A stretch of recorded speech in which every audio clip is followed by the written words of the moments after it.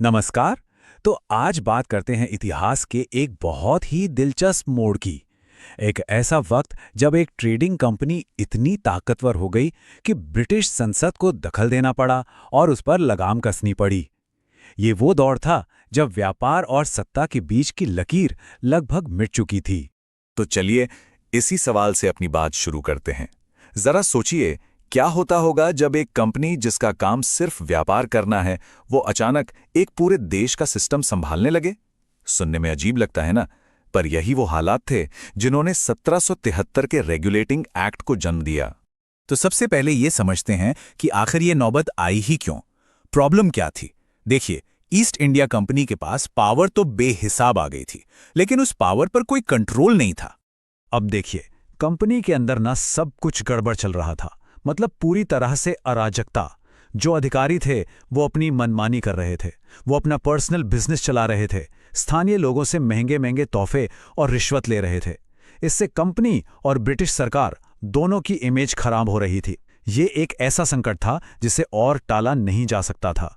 जब पानी सिर से ऊपर जाने लगा तो ब्रिटिश संसद को लगा कि भाई अब तो कुछ करना ही पड़ेगा, अब सीधे दखल देने का वक्त आ गया है।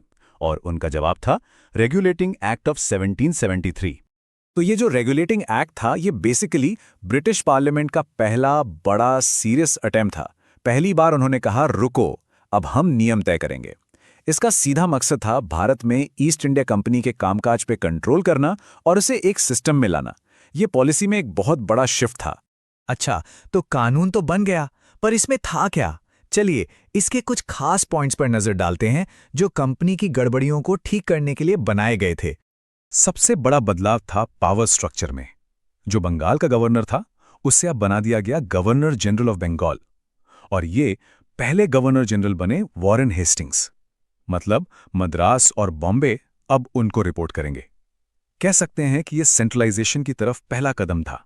हाँ, पर गवर्नर जनरल अकेले सब कुछ नहीं करते थे। उनकी मदद के लिए एक एग्जीक्यूटिव काउंसिल भी बनाई गई, जिसमें थे 4 मेंबर। लेकिन यहीं पर एक बहुत बड़ा पेंच था। सारे फैसले होते थे मेजॉरिटी से। गवर्नर जनरल के पास कोई वीटो पावर, मतलब मना करने की स्पेशल पावर, थी ही नहीं। इसका मतलब ये हुआ कि अगर काउंसिल के बाकी मेंबर उनके खिलाफ हो गए तो गवर्नर जनरल कुछ नहीं कर सकते थे। अब आते हैं उस असली मुद्दे पर जिसकी वजह से ये सब शुरू हुआ, करप्शन। इस एक्ट ने सीधा इस पर चोट की। कंपनी के कर्मचारियों का कोई भी प्राइवेट ट्रेड करना बैन कर दिया गया। किसी भी तरह का गिफ्ट या रिश्वत लेना गैर कानूनी बना दिया गया। और कंपनी के जो डायरेक्टर थे, उनको भारत के मामलों की रिपोर्ट ब्रिटिश सरकार को देना कंपलसरी कर दिया गया। और हाँ, सिर्फ एडमिनिस्ट्रेशन ही नहीं बल्कि जस्टिस सिस्टम पर भी ध्यान दिया गया। इसी के तहत 1774 में कलकत्ता में एक सुप्रीम कोर्ट की स्थापना हुई। इसके पहले चीफ जस्टिस थे सर एलिजा इम्पे। ये एक नई शुरुआत थी, एक नई न्यायिक संस्था की।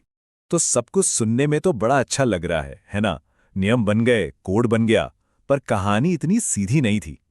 ये एक्ट पूरी तरह से कामयाब नहीं हो पाया। इसमें कुछ बड़ी खामियां थी जो बहुत जल्द सामने आने लगी। सबसे बड़ी प्रॉब्लम थी कंफ्यूजन। एक्ट में ये क्लियर ही नहीं था कि गवर्नर जनरल और उनकी काउंसिल की पावर कहाँ खत्म होती है और सुप्रीम कोर्ट की कहाँ से शुरू होती है। दोनों का अधिकार क्षेत्र क्या है, ये भी साफ नहीं था। नतीजा, दोनों के बीच लगातार टकराव होता रहता था, जिससे सरकारी काम में रुकावट आती थी। और वो वीटो पावर वाली बात याद है?